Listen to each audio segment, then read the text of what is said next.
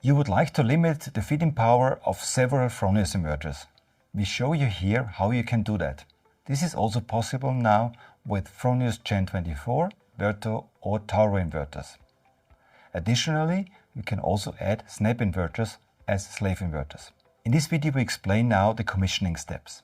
In general, what's required? Basically, you need a master inverter, which is a Gen 24, Tauro or Inverter inverter.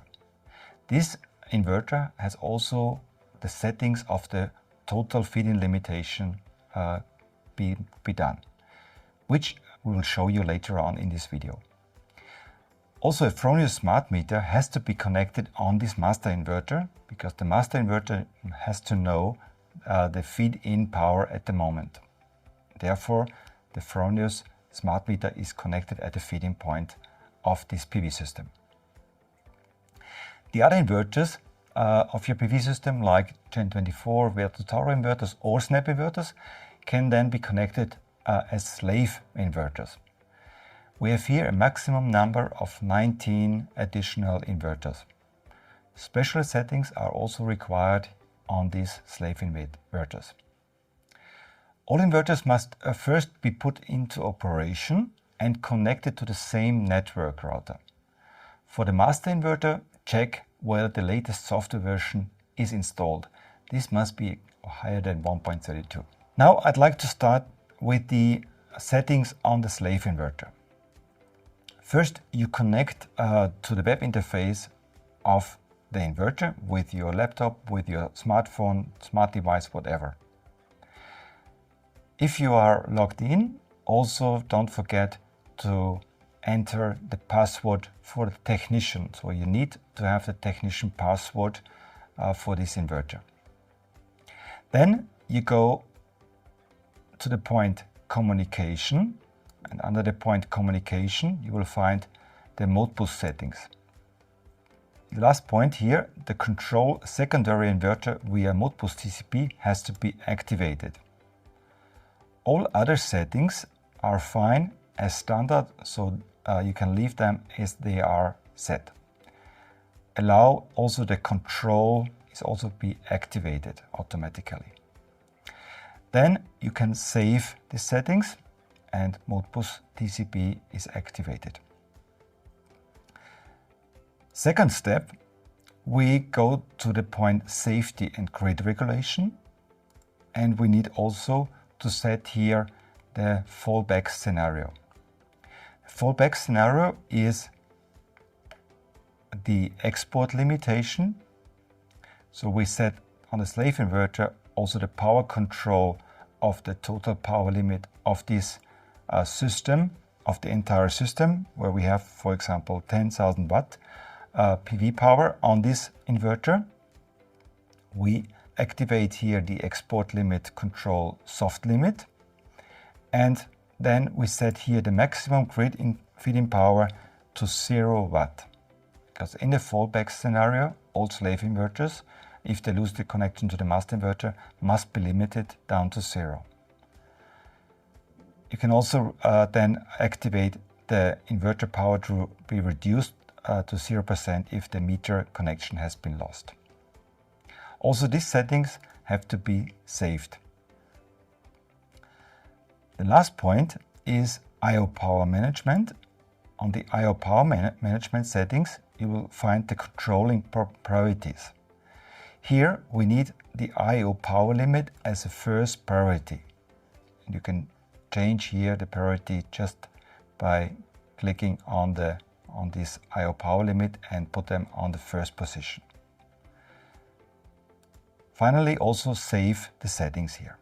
So these have been the settings on the slave inverters.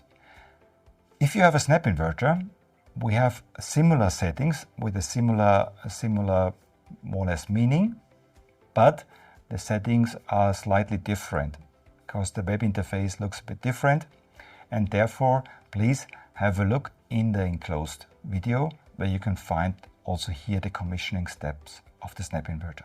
So then we go to the master inverter.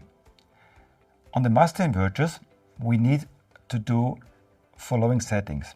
First of all, we go here under the point export limitation. Also here we activate the power control, total power limit of the system. Now we enter the total DC power of the whole system. We also activate the export limit control to soft limit and set here the maximum feed-in power. Let's say 10,000 watt, so about 10% of the total DC power. And we also activate here this button reduce inverter power to 0% if the meter connection has been lost. Because if the meter connection has been lost, of course we also need to reduce down to 0. And now, very important, to limit the whole multiple inverters, we need here also to activate this button here. And then we'll see all the inverters which are already in the network. And they are shown here as inactive. And we see here also the inverter, the serial number, and we can activate this with this one button on the right hand side. Please note here that we should only activate the slave inverters, but not the master inverter. The master inverter should not be activated, otherwise it would not work. Then, after a certain time, the status of these inverters should also change to connected, should light up in green color, that the inverter has found these inverters already. We can also then save the settings when all inverters have been found. We save the settings, and now you see here it's shown, it's connected, the system is running, and the feed-in limitation is activated for all inverters. Finally, in the overview, you will see that the feed-in limitation is already running. The power will be shown, the feed-in power will be shown of this inverter.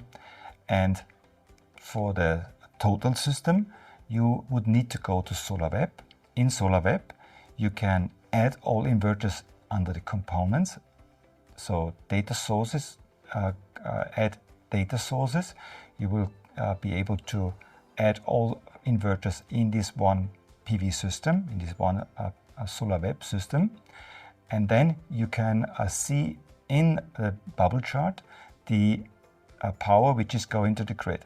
And this then should be limited, in our case, to maximum 10,000 watt.